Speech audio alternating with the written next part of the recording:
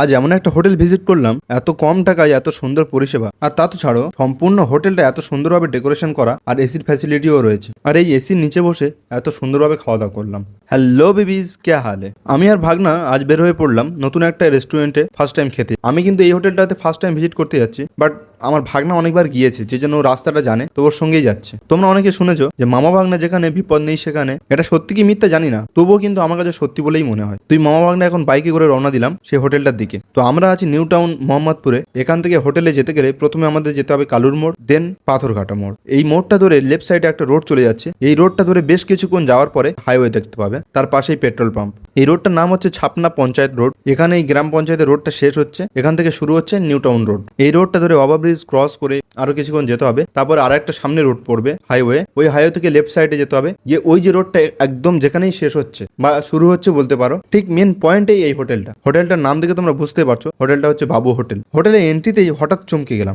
কেননা ভাগ্নের কাছে শুনেছিলাম যে মাত্র 140 টাকায় বিরিয়ানি দেবে। আমি ভেবেছিলাম যে একটা নর্মাল যেমন হোটেল হয় 100-150 টাকায় যে বিরিয়ানিগুলো দেয় সেরকমই নর্মাল হোটেল হবে। বাট এখানে ঢোকার পরে অ্যাম্বিয়েন্সটা এত সুন্দর লাগলো আর একটা পরিবেশটা এত সুন্দর, মানে ভাবতেই পারলাম না। এখন বেসিন থেকে হাত মুখ ধুয়ে ফ্রেশ হলাম, তো নিজেদের পছন্দ মতো একটা সিটও পছন্দ করে আমরা দুজনেই বসে পড়লাম। তারপর অর্ডার করলাম। এত সুন্দরভাবে সার্ভ করবে ভাবতে পারিনি। ভাই কোথায় এসছি আমি, সত্যি ভাবতেই পারছি না।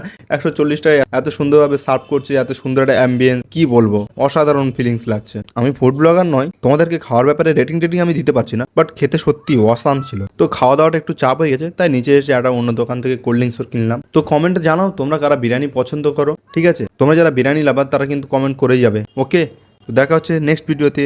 ওকে, বাই।